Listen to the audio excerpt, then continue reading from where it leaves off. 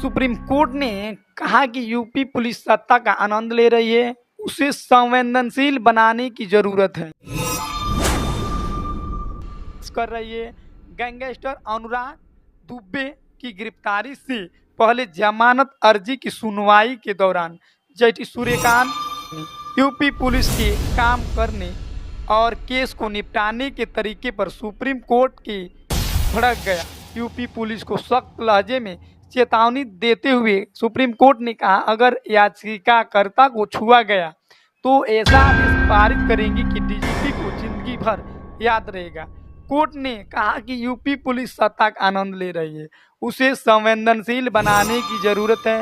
UP police खतरनाक क्षेत्र में प्रवेश कर रही है। गैंगस्टर अनुराग दुबे की गिरफ्तारी से पहले जमानत अर्जी की सुनवाई के दौरान जस्टिस सूर्यकांत और जस्टिस उज्ज्वल भुइयां ने यह टिप्पणी की है। जस्टिस सूर्यकांत ने कहा कि यूपी पुलिस खतरनाक क्षेत्र में प्रवेश कर रही है। उन्होंने कहा कि तथ्यों से जाहिर है कि याचिकाकर्ता दुबे पुलिस के समक्ष जांच में शामिल होने के लिए इसलिए पेश नहीं हो रहे हैं क्योंकि उसे डर है कि उसके खिलाफ कोई अन्य मामला भी दर्ज कर लिया जाएगा। पीठ ने कहा कि याचिकाकर्ता दुबे को पुलिस के समक्ष पेश नहीं हुआ क्योंकि उसे पता है कि आप यानी कि यूपी पुलिस एक और झूठा मामला दर्ज करेंगे और उसे वहां गिरफ्तार कर लेंगे। जस्टिस कांत ने यूपी पुलिस को के वकील से कहा कि आप अपने पुलिस महानिदेशक यानी डीजीपी को बता सकते हैं कि जैसे याचिकाकर्ता दुबे को छुआ जाएगा, हम ऐसा कठोर आदेश पारित करेंगे कि उन्हें पूरी जिंदगी याद रहेगा।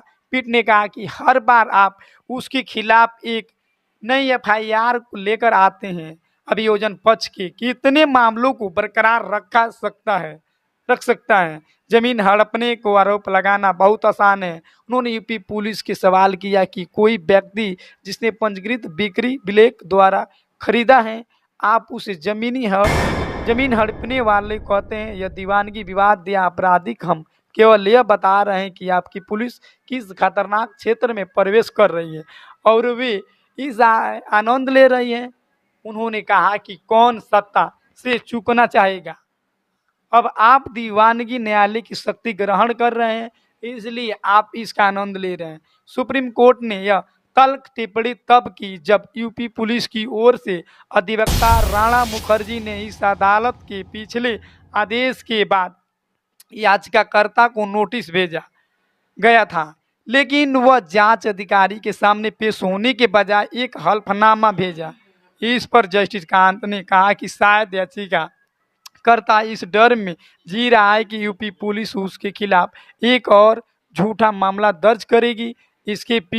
इसके बाद पीठ ने आदेश दिया कि याचिकाकर्ता जांच अधिकारी द्वारा उसके मोबाइल फोन पर भेजे गए किसी भी नोटिस का पालन करे। साथ ही कहा कि सुप्रीम कोर्ट की अनुमति दे बगैर पुलिस याचिकाकर्ता दुबे को हिरासत में नहीं लेगी। इससे पहले सुप्रीम कोर्ट ने आईपीसी धारा 323, 386, 447 और 504 और 506 के तहत दर्ज मामले को रद्द करने की मांग को लेकर पुलिस दाखिल दुबे की याचिका पर विचार करने से इनकार कर दिया। हालांकि बाद में याचिकाकर्ता दुबे के खिलाफ दर्ज अन्य मामलों और आरोपों की प्रकृति को देखते हुए शीर्ष अदालत ने मामले में नोटिस जारी कर जवाब मांगा। पीठ ने पुलिस से पूछा था कि आरोपी अग्रिम जमानत क्यों न दिया जाए। सुनवाई के दौरान याचिकाकर्ता दुबे ने के वकील से पीठ द्वारा पूछे गए सवालों का जवाब देते हुए कहा कि उनके पास इस संबंध में कोई निर्देश नहीं है। साथ ही कहा कि दुबे ने पुलिस अधिकारियों को अपना मोबाइल नंबर दिया ताकि वे उसे सूचित कर सके कि उसे कब और कहां पेश होना है। सुप्रीम कोर्ट ने यूपी पुलिस को निर्देश दिया कि आरोपी को जांच में शामिल होने दे, लेकिन इस अदालत की अनुमति और बगैर उसे गिरफ्तार न करे। पीठ ने पुलिस से कहा कि यदि आपको लगता है कि किसी विशेष मामले में गिरफ्तारी की आवश्यकता है तो आप पहले सुप्रीम कोर्ट आकर उसका उचित कारण बताएं। जय हिंद, जय भारत दोस्तों।